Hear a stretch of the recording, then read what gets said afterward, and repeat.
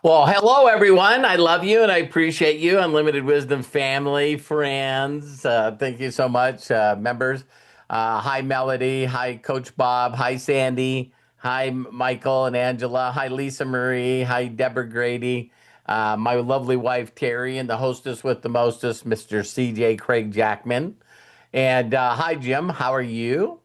And today I'm going to follow up on what I said I was going to.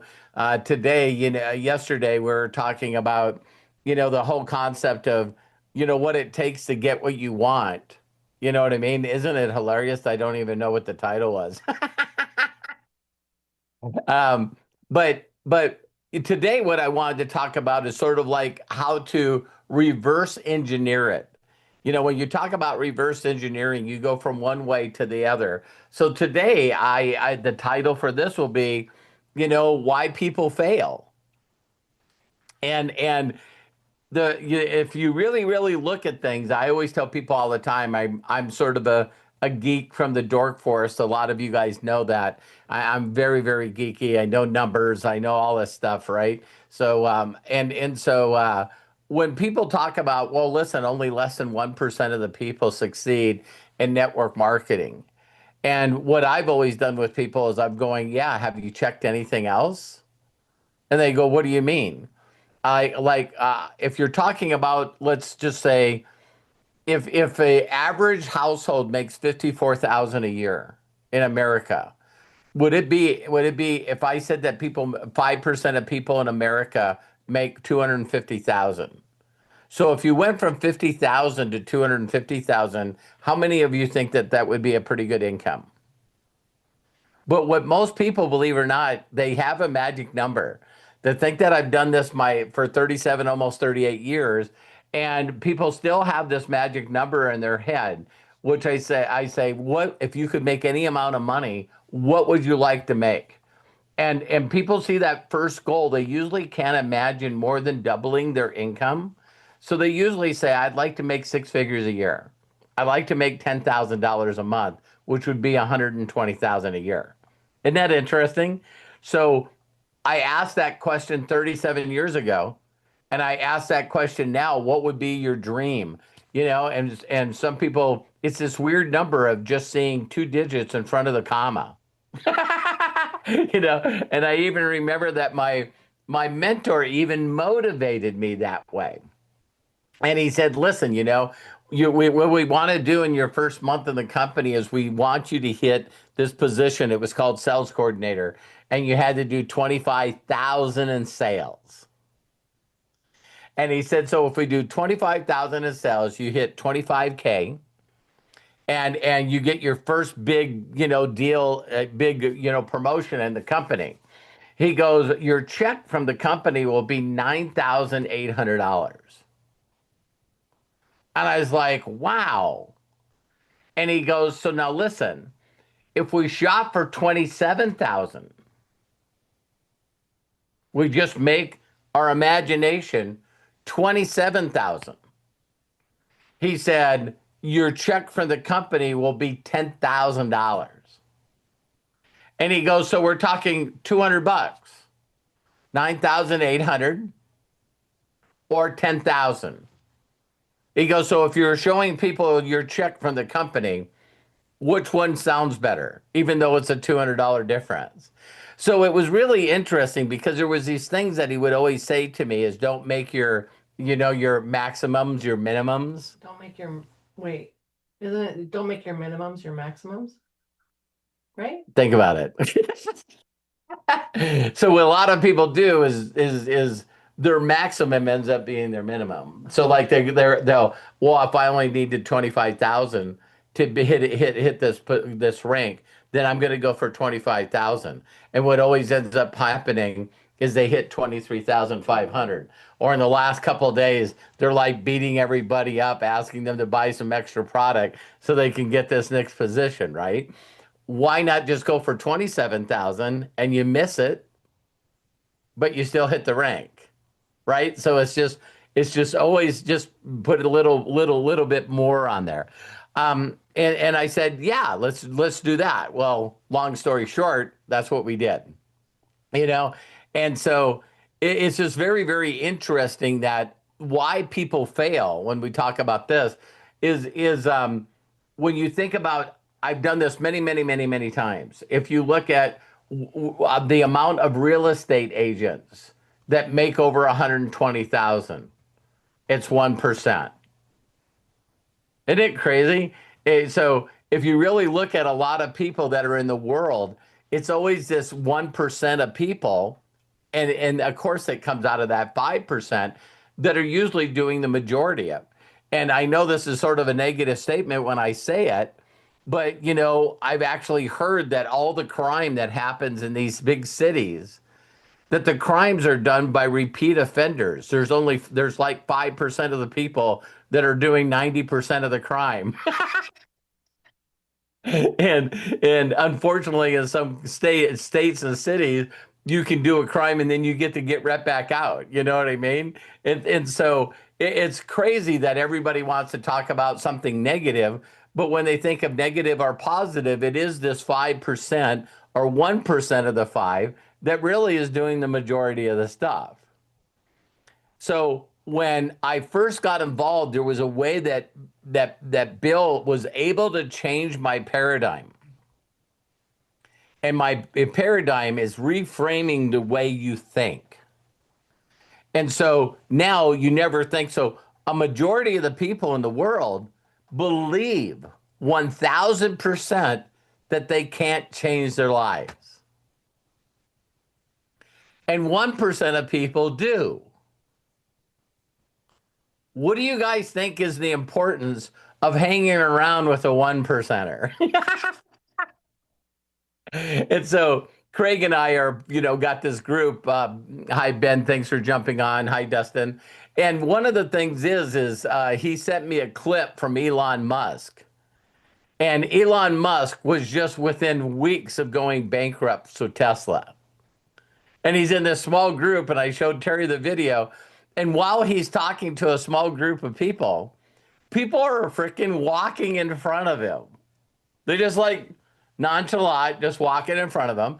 And he's basically saying, well, listen, in the Obama administration, they came out with this thing to fund auto companies through a bailout. And he said that the big three are in there asking for money to be bailed out. And the money that they're asking for is $25 billion. And it'll only keep them alive for a few months. And he said, so I went there and asked them for money. And he says, and I would like you to either invest in my company or buy one of my $109,000 Tesla cars. We just built number 100. And he was just weeks away from going bankrupt. And he's like asking these people, he still got the same vision and the excitement, even though he knew where he was financially. It's just, I don't care. You know what I mean? Me and Terry were talking about this.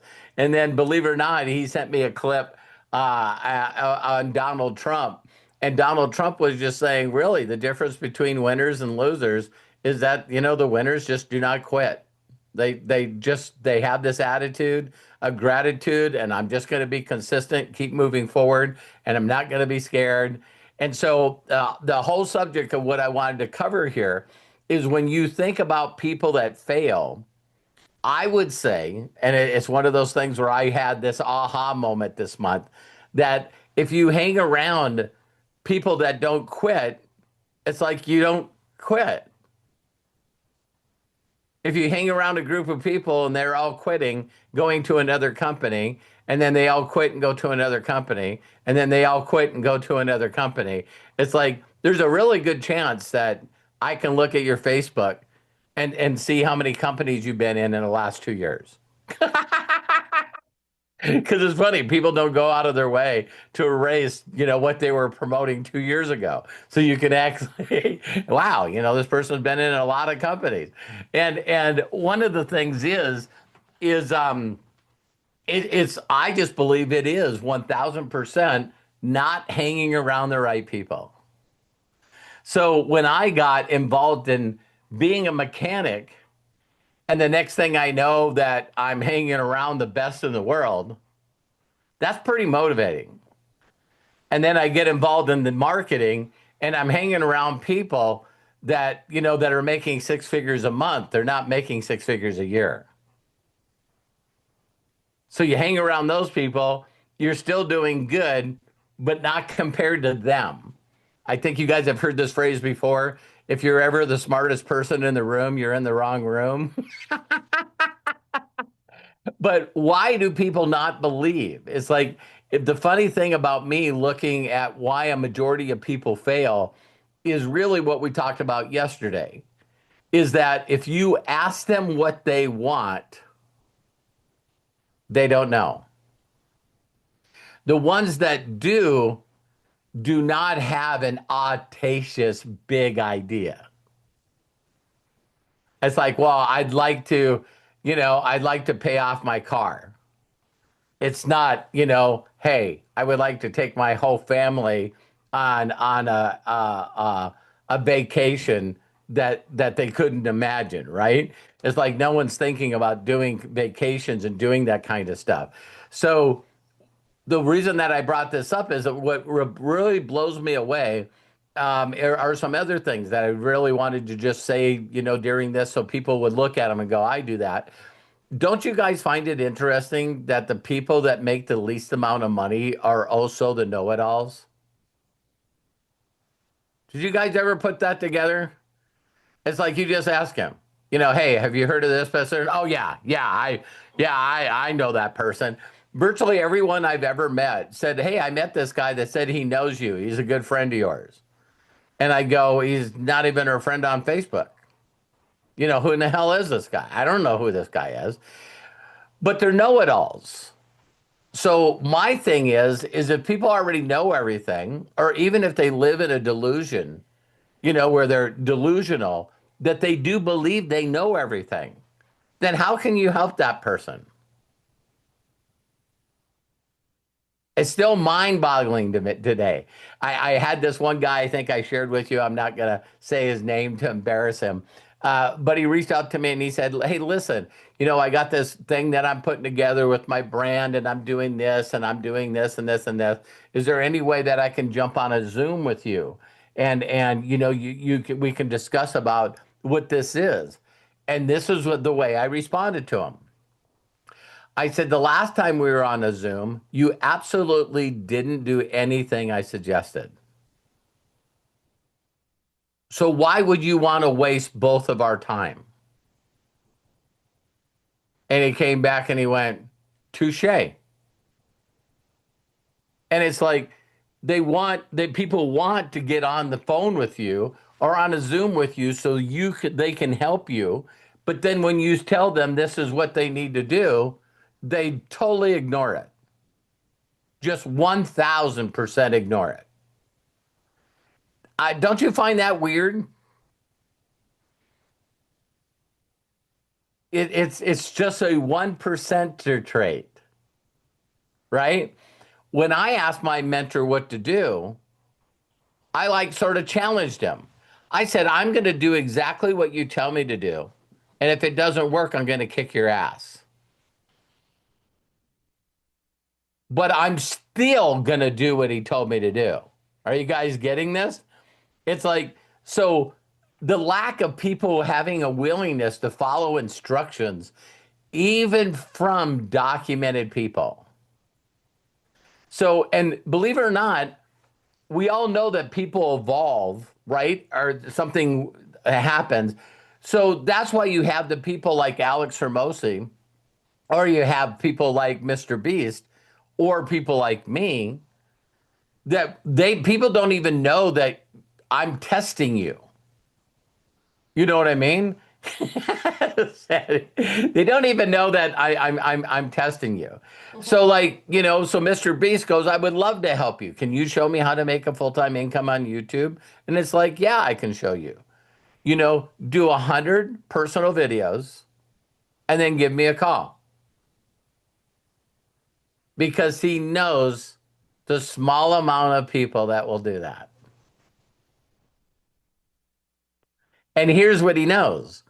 If you did 100 videos and put them on your YouTube channel, personal videos, you'd figure out what you like, you'd figure out what you don't like, you'd figure out the stuff that you need to figure out instead of wasting somebody else's time.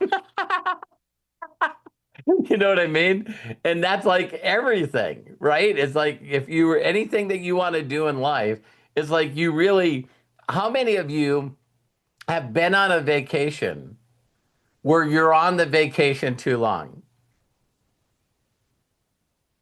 Lisa Marie, Deborah, Terry, and I. I'm telling you, I was thinking of this the other day, and people are talking about levels of success. And I love coming up with one little phrase that a person can research on their own, and then they put it together. Craig has always said this. Success leaves clues. We haven't said that in a long time, right?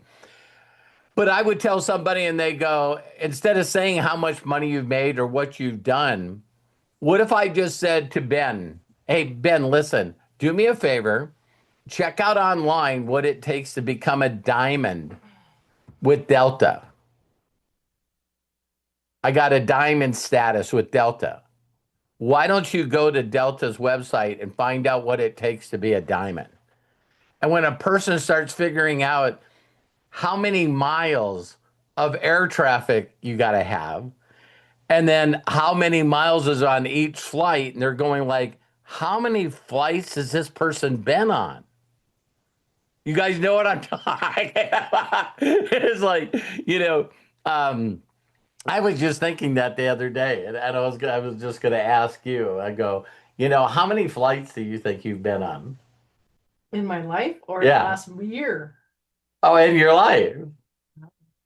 In the last year, like 6 or 7, just out to see Ezra. It's like Every 6 weeks. So it's funny how people would look at just first class air flight and just going, wow, that would be neat to do one time. But it would really be neat to do that like on 13 or 14 flights a year. And they're not short flights. So flying from here to Dubai or here to Paris or here to Colombia. It's like, and I'm not bragging.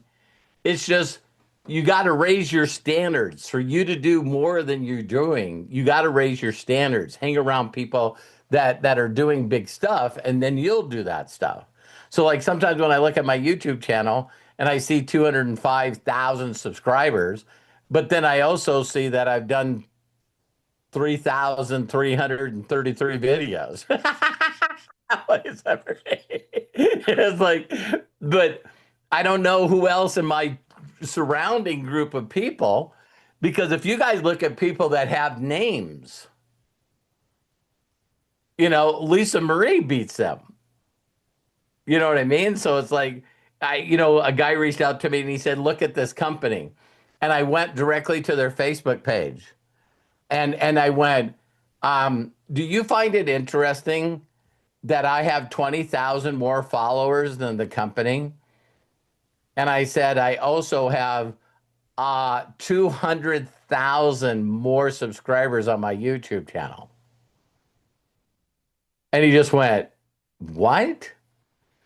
I go, yeah, your company's not doing very well if you have a video that you sent me that got 41 views. You know what I mean? It's like, was I the first person that you sent it the video to? Well, not the 42nd person you sent.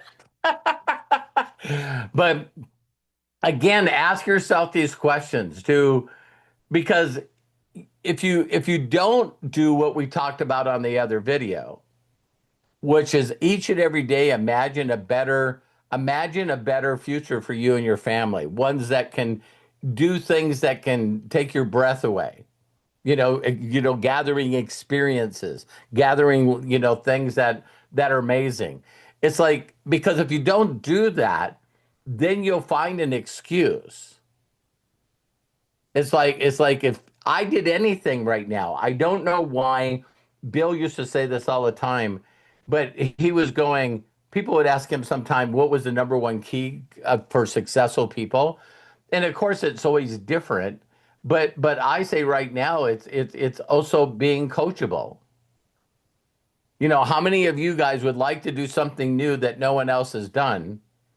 And I watched a video today, believe it or not, with Jay Leno, and I won't get on a tangent. I can very easily, but Jay Leno had this father-son team that and Craig, if you want to post it, you can. But it's this father-son team that live in California, and they built an entire exotic car from 3D printing. So what they did is they figured out how to use aluminum and other metals. And what it does is, if you've ever seen someone lay a weld and weld something together, well, what the 3D printer does is it uses melted metal and it just does the 3D printing.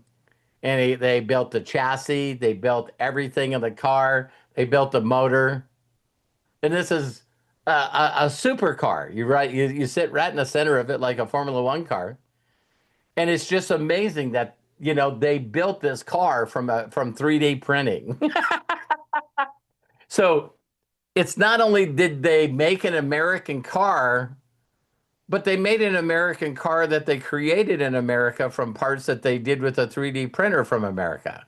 Are you guys following me? This is like, and so Jay Leno talks about when he first met them and they were deciding to do this.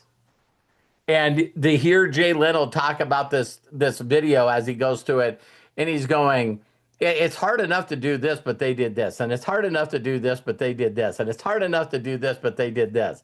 And I'm thinking immediately, there's the 1% mentality.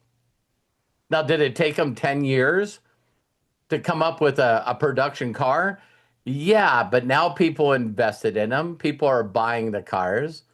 And so now it goes from the exotic car with the spoiler on it to a car that you can drive every day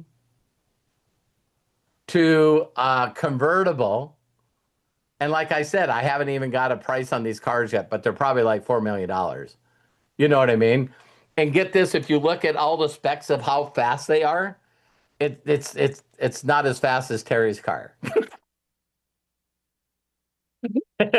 So, um, but that's what motivates me. What motivates me is to consistently find the one percenters in everything that they're doing. It doesn't make a difference as a sports. It doesn't make a difference as it's speaking. It doesn't make a difference what they're doing. When you can see a one percenter, and then on top of being a one percenter, how they sort people. Because Alex Hermosi, people will reach out to Alex and say, hey, can you show me how to do this? And he goes, all the videos that I have on my YouTube channel, if you follow them, follow the instructions and do what I tell you, you will build $1 million a year business. And the reason that you got to build $1 million a year business is because I can help you take it to 10 million, but you got to be able to afford me to coach you. And so here's a crazy question that I throw out to people all the time. Do you guys think if people really took notes and followed the videos that I do for you guys and they applied it, do you think it would change their life? Sandy. Yeah, it absolutely would. So why doesn't people do it? Oh man, they're only 2.8 million. There you go. Not living in it. No. Oh, Bob, Coach Bob asked me to send him pictures and a video of the house that I talked about yesterday. Melody and Craig have been there, and it was like 3.9 million when we lived in it, and now it's over 9 million. It's like, what the hell happened to the cost of real estate in California? That is like bizarre. What years did we live there? 18, 19? 10 to 13. 2010? Mhm. Oh, gee. I'm like way off. Um, but yeah, that's what I wanted to cover on this video. So it's obvious that if people don't want a better life, they're not going to do anything. So again, if they don't know how to believe in themselves and figure out that they're a miracle, which is my way I test people, it's like I just do what my mentor did to me. If a person can't read a book and can't do the assignment in the book, I'm just going to love them and I'm going to help them in any way I can. But they're really not interested in going, making their life unbelievable. they're just, they're just, they're not, because I don't know how, to. My mentor knew that if I didn't read that book, I'm telling you guys right now, he gave me that assignment, go get the book, read it, and then call him back. That was the things that I needed to do. And so if people won't follow instructions, you can still love them, you can still help them all you want. But if people won't follow instructions and they're not coachable and they're know-it-alls, you know what I mean? Can you guys think of some other things that people are? We talked about it, I think on a video, but just being, stubborn. You know what I mean? But I think stubborn would be a part of being coachable. And I would say that if you had the skills that you want to change your life, then if the person that you're not learning from, find someone to learn from. If it's not me, find someone that is a documented one percenter and let them show you how to do it. And I'll finish with this. There's not anything that I've ever done in my life that I don't think that way. So, Terry sits next to me. So if I'm telling some weird, stupid story, you guys can go, you'll watch Terry. She'll be going like, I don't know what the hell he's talking about there. Right. So when it came time for Matt and Kyle to get into martial arts, do you understand that I didn't want to teach them? I found someone to teach them. And so as they got gooder and gooder and gooder and gooder and gooder and started going up in the ranks, then Terry and I started taking them to tournaments all over the place. And so they show up there and they do what they're supposed to do. It's called a kata, or they spar. And, all of a sudden I see three people that are judges all talking to each other. And then one of them gets up, comes over to Terry and I, and they go, the kata that he did and the way he did it was perfect. And we're like, wow, that's awesome. No shit. The problem is I don't know where he learned that kata, because it's not the traditional Taekwondo kata. So because it's not the moves that you're supposed to use, we can't score him. So how would you like to hear that your person that you love, your child, does a perfect kata, but it's not, someone taught them a different one from a different style? And so I'm a little pissed off. And so I asked the guy, Terrell, hey, where'd he learn the kata? And he said, well, I came up with my own fusion martial arts. It's my own style. What a boob. So you know what I did? I talked his number one instructor to start their own school. And I told that lady that I would fill it with the students that were being taught the wrong shit. So that's what we're doing, right? And so now all of a sudden they're getting in tournaments and everything is going great. We now are a competitor against the guy that wants to do it his own way. Isn't this a good story? It is like we're kicking his ass because he's got to almost do his own He's almost got to do his own tournaments and own everything. You know what I mean? Because he's not doing it in the style. So then we say to Sherry, we say, well, what do we need to do to get them tested for their black belt? And she goes, I can't do that. And I said, what do you mean? She says, I need to be sponsored by a master in Taekwondo. So I do the research, find out who the closest master is, and the closest master is in Rapid City. Put my boys in a vehicle, drive to Rapid City. What would you guess, Milo? 6 hours? Yeah, 6, 7, something like Six, that. 7 hours? Beautiful, South Dakota. And went there just to introduce my sons to a guy that's a master. All right. Once I do that, he goes, you know what? He goes, I'll help your sons. And he goes, but I need someone to give me money to travel to Billings.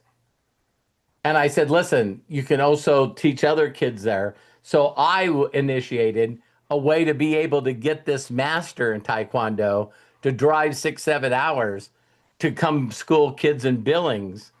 Look at your guys' eyes, right? So 1%ers teach 1%ers. All right. So then I find out. So that's who gave my sons their black belts, but they also got a certificate from Korea, the International Taekwondo Federation, which is called a Kukkiwon certificate. So they were taught Taekwondo from a traditional master from Taekwondo. Do you think that there's other people out there that might teach it and say that they know it and they're black belts, but they're not teaching the exact stuff? And if I remember, he was like a third or fourth dan master. You know what I mean? So then now it comes to compete. So I do my due diligence and find out that there's this kid, Stephen Lopez, that's a gold medal winner for the United States in Taekwondo for Olympics. So I give him a call and I get all his videos because I think that this might help my son if they learn from someone that's won gold medals for the United States for Taekwondo. Are you guys listening? So build a relationship with this guy. And then he comes here for the Big Sky Games and held the torch because now he came here to Billings, Little Billings, and when they did the Big Sky Games that are before the Junior Olympics, my sons carried the torch. So I got a video of my sons going through Laurel, Montana, the little city that we're in, taking the torch for the Big Sky Games and then the Junior Olympics. And that's just one of, did I exaggerate at all? And so then my sons got really, really good. And it got to the point that when they went to any of the games, that the only way that they could win a gold medal is they had to fight each other. And then they said, enough is enough. But what was my point in that whole story? The whole point of the story is I actually apply in my life exactly what I teach. Find 1%ers, hang around 1%ers, and they'll immediately wake you up to making you understand that you're just not ready. It's okay not to be ready. When you guys like to, like say I took, all of us go on a trip, right? And here's what the trip is. The trip is we're going to a NASCAR track in Atlanta. Got to go visit Jim. But when I take you guys to the Atlantic Speedway, that they're going to teach you how to drive 200 miles an hour on a NASCAR track. They got the cars, everything. We'll film it, just have a blast. So now when you get in the car, and the first thing that they do is they take you for a drive in a car. So you're the passenger. And you're coming up on a wall at 200 miles an hour, and then it just turns into a cereal bowl. And the car is actually sucked to the roadway so much that when you're trying to look at the wall, it's in the upper right hand corner. That's where the wall is. Because you're sideways, you're 30-degree angle going in a cereal bowl. So they're going to show you how to do a couple of laps on the track before you get to do it. Before you drove, how many of you would be paying a little bit of attention? If you weren't listening before you get in a car, if you make a mistake, it just sticks into the wall. Have any one of you tried to take a little marble or a steely and roll it in a ball like this, and you're rolling it around? What kind of mistake does it take for it to throw it out? Just a couple of twists of the hand and you're like, wing, the ball goes out. Well, in NASCAR, it just goes wing into the wall. So you probably would want to be paying attention while he's driving around the track, saying, this is where you shift. This is where you put your left front tire. Don't worry, it won't hit the wall. But when you dive all the way down to the white line, you're going to hear all four tires squealing. So you dive into the corner and you hear all four tires go while it's sliding up to the wall. And you just don't need it to get close enough to the wall. So when it bounces, you're in the straightaway. Do you guys see that if I'm doing that, I'm not distracted. I don't have a problem with it. I'm listening. I'm listening. I'm paying attention. What if people could do that with everything they do?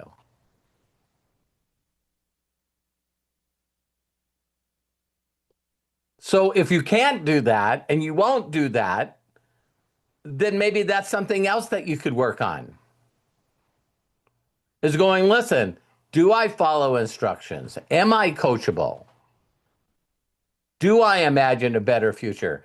Because a lot of you, if you're stuck doing what you're doing and you're always doing what you're stuck doing, there's only one thing that you're missing, is your imagination's not big enough.